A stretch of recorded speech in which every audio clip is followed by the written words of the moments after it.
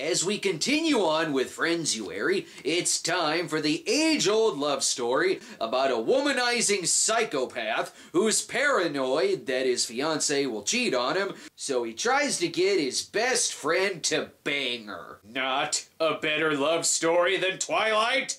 David Schwimmer got his first mainstream leading man role in 1996 in the badly titled, yet not that bad of a movie, The Pallbearer. Although the movie wasn't a hit at the box office, Schwimmer came back in a theatrical starring role once again in 1998 for the R-rated, let's call it a romantic comedy, Kissing a Fool. If the box cover tells me anything about the movie, it's starring its own movie theater standees. The movie poster was way better because it tried to convince you it was a hip, indie 90s Gen X rom-com. It's not. It's 90 minutes of shit that is so fucking bro-y, I can actually smell the Bud Light leaking from my TV. But on the plus side, at least there's not a goddamn baseball monkey in it!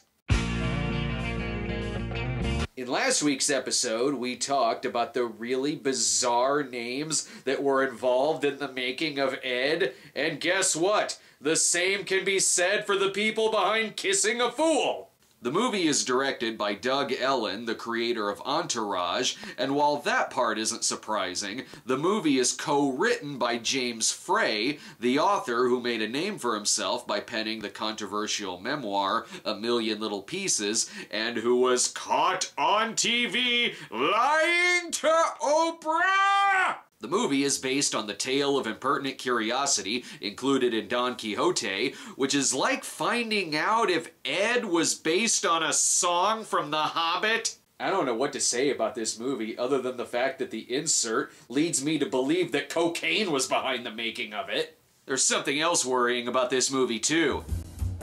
And you are... Oh no, it takes place in the Windy City Cinematic Universe! If you look closely, you can still see the rogues preferring to do anything else but see Saul in the hospital. Because fuck Saul.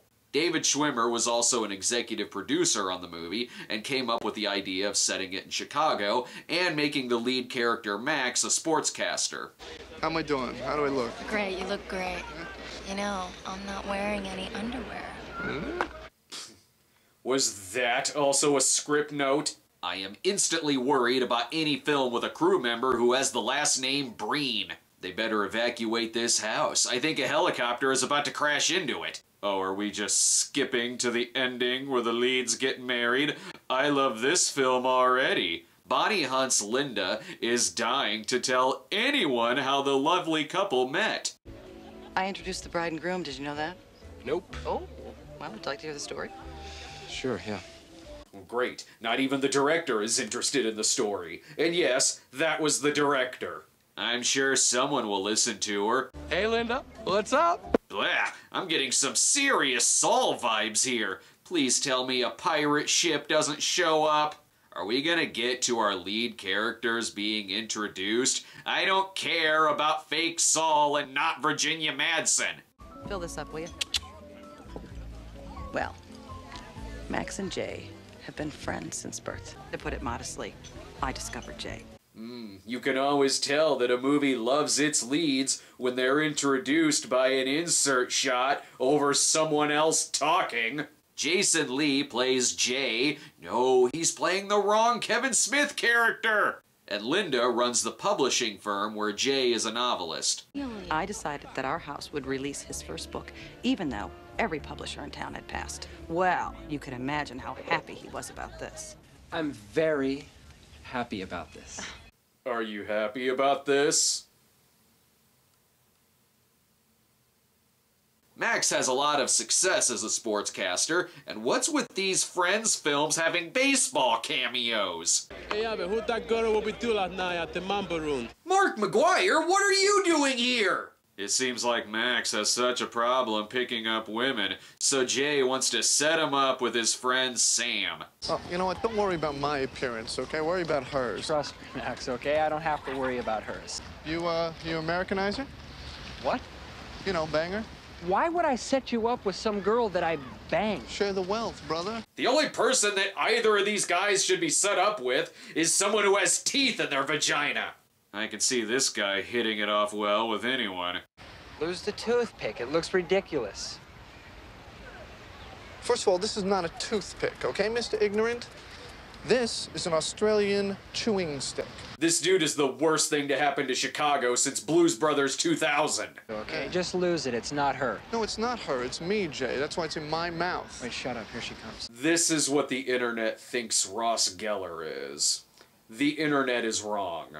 After the date, Max barges in to tell Jay that Sam got shit-faced drunk, which, yeah, wouldn't you do the same if you were on a date with this guy? At least it's not resorting to sitcom punchlines. Check, please.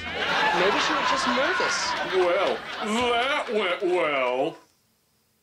We see the same exact conversation again from Sam's point of view. Nice of her to show up in the movie. Only the date isn't quite like Max mentioned, as she claims he took her to a strip club. Oh, hello. How are you? Everyone, girls, I want you to say hi to my friend Sam. Sam, say hi to the girls.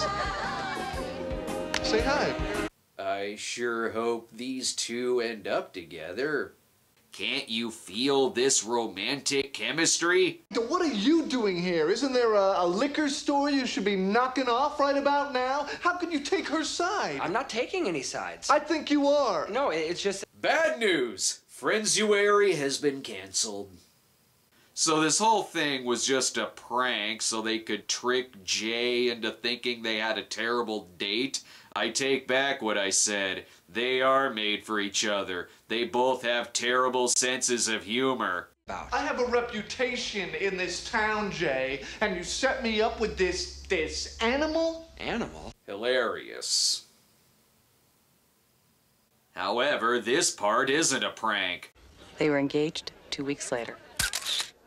And then it went south when he said Rachel's name at the wedding. He announces his engagement on TV, which saddens all of the bar girls because apparently the only thing that keeps them living is Max's dick. By the way, how does Linda know all of this? We've only seen her interact with one of the leads and it was only for 5 seconds. Max and Sam move in together and he's even a douche about that.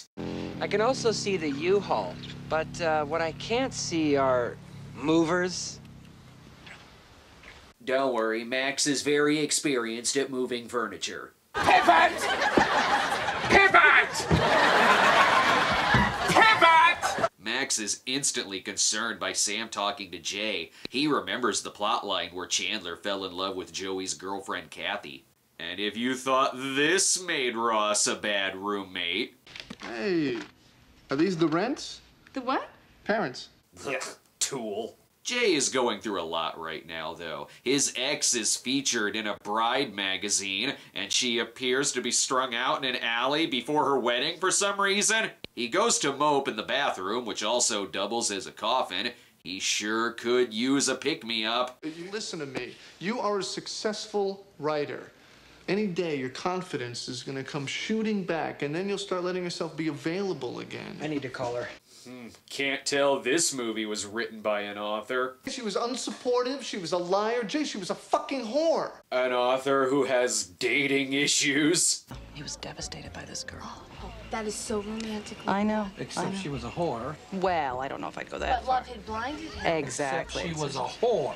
Don't worry, it all evens out. Everyone in this movie hates women. Fuck fake Saul. This is the most bro-y bullshit next to Chips. This movie just won't get over its ex. Hey, were you ever attracted to other women when you were with, Hitler? I'm sorry, Natasha? Is that what this is? He's speaking the truth, bro. Any girl who would reject these pecs is akin to a genocidal madman, bro. Great, let's get back to the movie so it can fantasize about an extra in lingerie for no reason. Max wants to meet Jay for dinner, which is hard for Max because this is a world where every time he steps foot outside, every woman wants to publicly bang him. What up? My friend loves you on the news. She thinks you are it. So she asked me to come over and tell you that she is willing to sleep with you. no strings attached. And this is right after Max has a huge fit of jealousy at the mere implication that his fiancée was checking someone out. Who wouldn't want to listen to this guy? I just didn't want to hear all the pathetic details before I had my coffee. But are you okay from yesterday? I'm fine. Good, because I don't want to talk about you. I want to talk about me, okay? We spent a year on you and your heartbreak. I need a night on me, Jay. I'm listening. Yes, great. I so want to do you a favor. Max tells Jay about a nightmare he had where he realizes that Sam will be the last woman he ever sleeps with. Yeah, because I totally believe he's going to be faithful to her. You're scared of never sleeping with another woman. You're afraid you can't stop yourself. I'm not worried about me, you moron. I'm worried about her.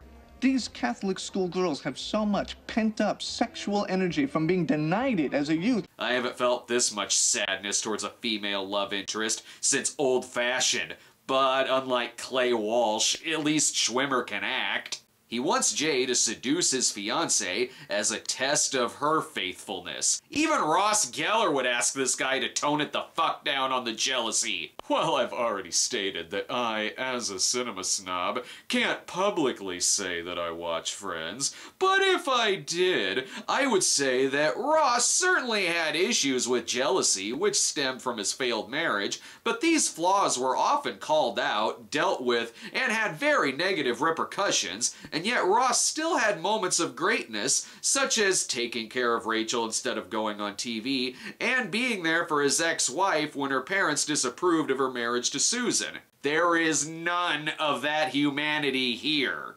Even when Jay is considering doing the test, it's ridiculous that Sam would be the one who would have the affair, when I'm pretty sure Max's office comes with its own mistress. This whole test seems foolproof. Use the sympathy, okay? Keep bringing up Italy. Keep your head down. Mope a little.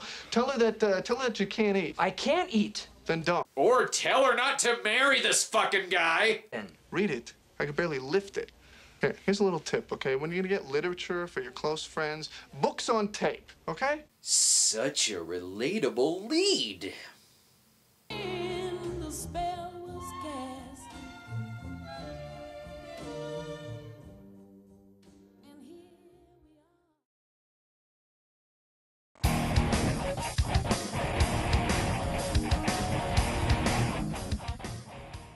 Oh look, the second scene Bonnie Hunt has with them, and it's all about a book deadline. Now it's totally believable she'd be privy to all this information. Like Sam giving Jay the terrible advice that he should take all his problems on a comedy stage.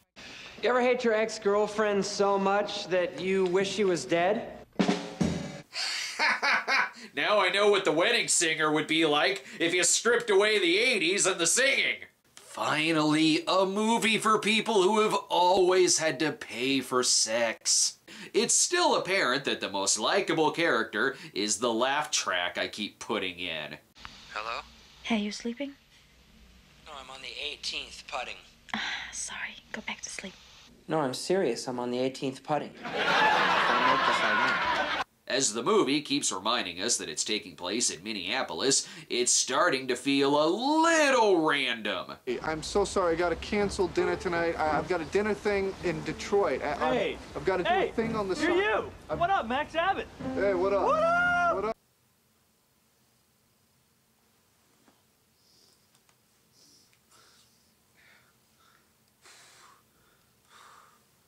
Why? Max gets even weirder as he deliberately keeps talking up Jay. Oh, he's such a great guy, don't you think? Yeah. I mean, he's so talented, you know, and sensitive. Did you notice that? How talented and yet how sensitive Jay is? I'm sorry, do you want to fuck him? Oh wait, why did I say that? I have another Friends clip in my pocket.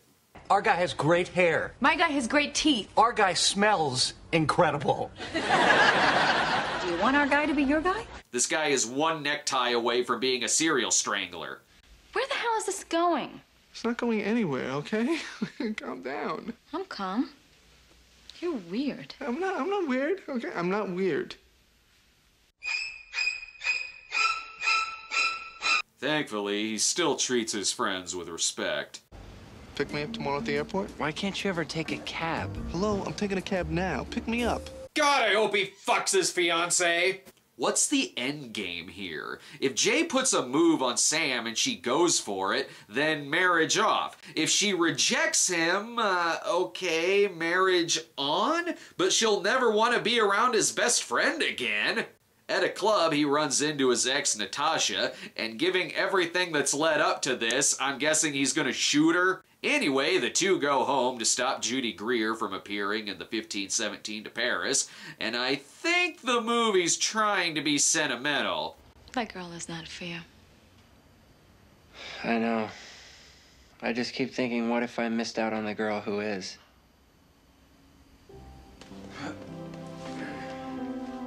I have no emotion towards this. Stop playing music! Sam realizes that a character he wrote in his manuscript is like a love letter to Sam herself. But the truth is that he was actually writing about a towel. It gets worse. You're kidding me. How could this movie possibly get worse? Hey, you just ripped my shirt. Pull my hair. What? I'm not gonna pull your hair. Pull it. Okay, well, I guess it does get worse. Trust me. What is it that you found remotely interesting about this woman? Oh, look, the ghost of an Annie Hall scene is visiting them. I had a really great time, but I have to go. Don't you walk out on me, you fucking faggot! If Annie Hall was written by a Super Bowl ad, if this is opposite Annie Hall, is Tony Roberts gonna show up to call him Alvy? But twist of all twists, Max is unfaithful. What? It's the maid. What up? At 6 a.m.? Yeah. I am not the maid, Max. I'm here because you want me to be here. Will you shut the fuck up? And Max and Sam weren't even on a break. Just get it over with and tell us that Sam and Jay are the two who got married in the beginning. Did you think you were being clever by just showing the back of Jay's head? Maybe Max can explain his terrible actions. In the middle of the day? Why are you drinking so much? Yeah, that's nice. Anyway, about you cheating on your fiancé. And he even has the balls to still get pissed that Sam and Jay may have feelings for each other. Get out. Did you fuck my fiancé? Of course I didn't. You're telling me the woman I want to marry is thinking of fucking my best friend. Fair? Fuck fucking fair. Fuck you. The ship has sailed on you allowed to be angry about that, dipshit. Now they're off to confront Sam for doing nothing wrong. Linda read the new stuff today. She absolutely loved it. I also told her about everything that previously happened in the plot. That way she can tell our future wedding guests. If this dinner were any more awkward, she'd leave Max for another woman. Always action going on in Detroit, isn't there? As a matter of fact, I hear there's all sorts of action going down at the Detroit Marriott. Isn't that right? You want to shut the fuck up? Am I missing something? I would say that this movie is for that one guy who thought that Play It Again Sam should have starred Johnny Drama Chase, but unfortunately that one guy died of Axe body spray poisoning. Truly, the real couple can now have their kiss.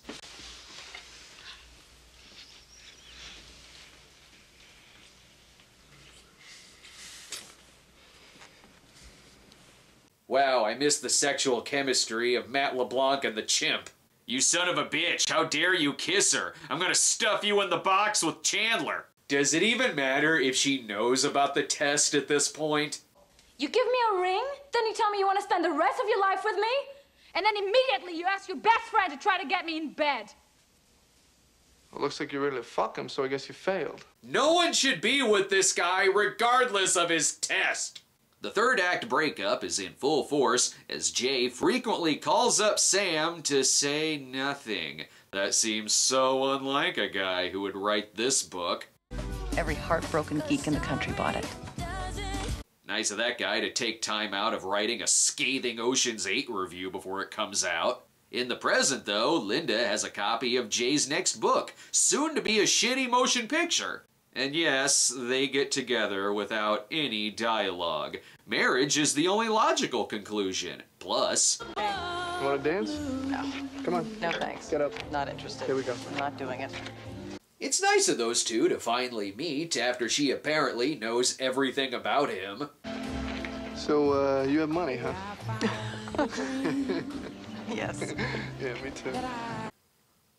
Okay, this relationship I could actually root for. And then no lessons were learned. The end.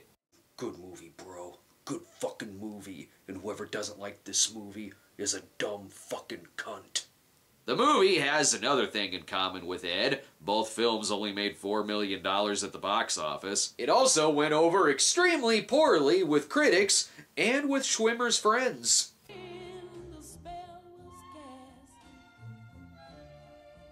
That was one of the worst things ever. And not just on TV. Although, according to the box cover, at least a couple people liked it. A witty romantic comedy, says the Washington Post. Well, so much for the Post winning Best Picture. 3.5 stars, says Michael Medved. Well, coming from Michael Medved, that means it's not just good, it's Batman and Robin good.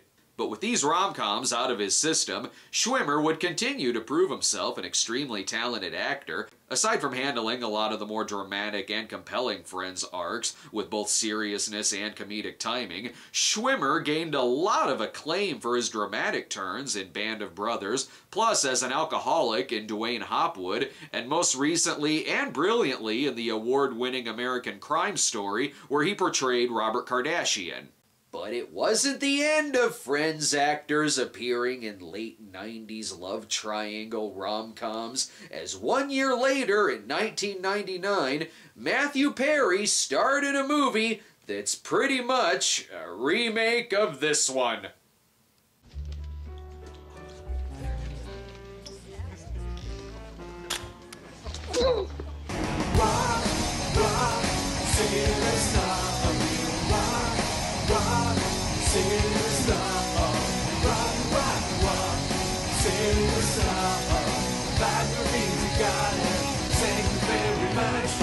Be sure to subscribe to our YouTube channel at youtube.com/StonedGremlinProductions. Follow us on Twitter at The Cinema Snob, or check out our homepage at thecinemasnob.com.